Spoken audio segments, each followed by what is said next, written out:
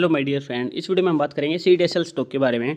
Candles को यहाँ पर वीकली टाइम फ्रेम के अकॉर्डिंग सेलेक्ट किया है और दो इंडिकेटर्स हाल फिलहाल मैंने यहाँ पर लगाए हुए हैं। मूविंग एवरेज 50 जो कि 50 वीक के ऊपर है और मूविंग एवरेज 200 जो कि 200 वीक के एवरेज यहाँ पर बता रहा है। दोनों के दोनों लैगिंग इंडिकेटर है, ठीक है। लेकिन आपको आगे ये बता सकते हैं कि प्राइस अगर गिरता है तो किस रेंज तक जाकर गिर सकता है। एवरेज प्राइस अब तक के जो प्राइस है उसकी एवरेज निकाल के आपको ये नंबर्स यहाँ पर देखने को मिल रहे हैं।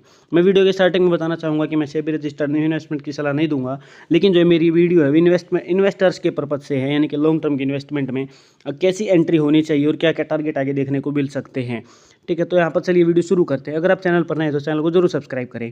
CDSL को लेकर बायर्स काफ़ी पॉजिटिव हैं, इन्वेस्टर्स काफ़ी पॉजिटिव हैं और इसमें लगातार अपने इन्वेस्टमेंट बढ़ा रहे हैं।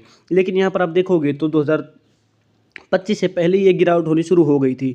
तो पहला जो इंडिकेटर था इसने हमें समझाया है कि प्राइस जो है इस रेंज में आके संभल सकता है या फिर दूसरी रेंज में आकर संभल सकता है, लेकिन यहाँ पर जो प्राइस है वो इस बीच में आके संभला और ऊपर गया। तो इसके लिए हमें एक और इंडिकेटर यूज़ करना चाहिए जो कि पिवट इंडिकेटर है। काफ़ी सटीक इंडिकेटर है और ये एक लीडिंग इंडिकेटर है।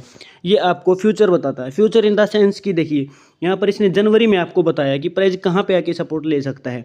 यहाँ पर आप देखोगे तो ये इंडिकेटर कब लग गया था, 13 जनवरी से पहले वाले वीक में, ठीक है। तो यहाँ पर आपको S1 और पिवट देखने को मिल गया था, ठीक है। तो यहाँ पर देखिए 13 जनवरी को जब ये कैंडल थी, यहाँ पर आप देख रहे हैं कि कौन सी कैंडल, जब ये कैंडल बनी थी ना ये वाली जनवरी में, तब इसने बता दिया था कि प्राइस या तो मूविंग एवरेज 50 to 100 या फिर यहाँ पर जो S1 सपोर्ट ले रहा है इस जगह पर आकर रुक सकता है 1049 पर, ठीक है। और एग्जैक्ट सटीक देखिए प्राइस इसी जगह पर आकर रुका है और टारगेट क्या थे, वहाँ पर वापस ऊपर जाएगा तो प्राइस 1519 का टारगेट है पिवट लाइन, और यहाँ पर ही इस प्राइस ने रिट्रेस लिया है।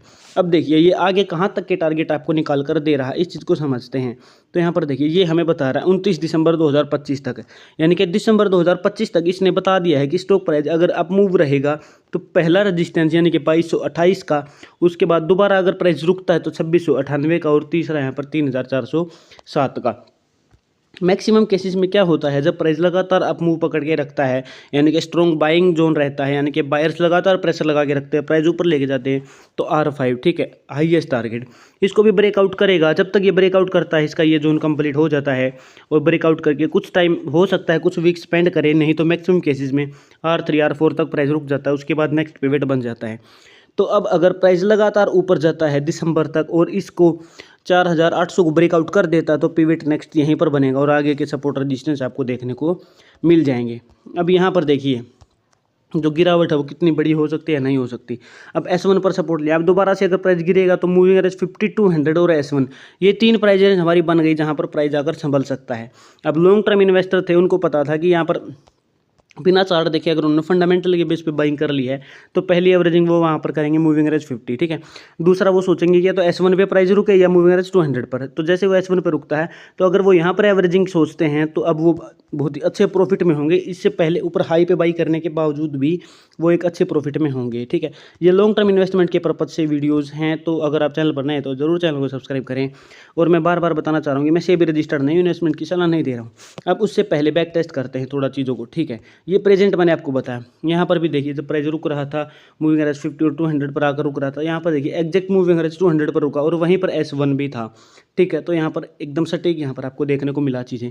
उसके बाद देखिए इसने पहले ही बताया था कि प्राइस यहाँ से ऊपर जाएगा तो इस रेंज में और दोबारा इस रेंज को कंसोलिडेट करके यहाँ से ब्रेकआउट करेगा। तो इसके टारगेट देखो कहाँ तक के मिले हुए थे। इसने क्या बताया था, 1 जून 2024 तक प्राइस R2 तक, ठीक है, ये बताया हुआ था। और कब इसने ये चीज़ कब तक हमें कब समझ में आ गई थी, ये देखिए, ठीक है, जनवरी 24 से जून 24 तक का इसने आगे बता दिया था इस इंडिकेटर ने कि हाँ किस तरीके से आगे प्राइस जा सकता है। इससे पहले भी अगर आप देखोगे तो जैसा कि मैंने आपको बताया R5 तक जा सकता है, तो पिवट लाइन को ब्रेक करते हुए लगातार कंटिन्यू अप मूव पकड़ के R5 और वहीं पर आगे जाके पिवट बना और प्राइस आकर वहीं पर उसी रेंज में संभला और सेम जगह पर मूविंग एवरेज 50 भी था वीकली टाइम फ्रेम के अकॉर्डिंग। तो मैंने आपको सिर्फ ये समझाया कि इंडिकेटर किस तरीके से काम कर रहे हैं। मैंने आपको इन्वेस्टमेंट की सलाह नहीं दी, लेकिन चीज़ें ज़रूर सिखाई है। इन इंडिकेटर्स को आप अपने ब्रोकर एप्लीकेशन में अपने स्टॉक्स पे अप्लाई करके देखिए, बैक टेस्ट करके देखिए। वीकली और डेली टाइम फ्रेम, दो टाइम फ्रेम के ऊपर ये जो है सही से काम करता है और आपको अच्छे टारगेट्स निकाल कर देता है, कैलकुलेटेड, जो आपको आगे फ्यूचर के बताता है। तो मुझे उम्मीद है ये वीडियो आपको जरूर पसंद आई होगी। अकेला ये इंडिकेटर जो आपको लीडिंग इंडिकेटर की तरह काम करेगा, जो पुरानी कैलकुलेशंस के बेस पे आपको सपोर्ट रेजिस्टेंस निकाल कर देगा, क्योंकि ये प्राइस एक्शन के ऊपर काम करता है। तो मुझे उम्मीद है ये चीज़ आपको एकदम अच्छे से समझ में आई है। वीडियो अगर पसंद है वीडियो को लाइक करें और चैनल को सब्सक्राइब किए बिना बिल्कुल भी ना जाएं। Thank you very much.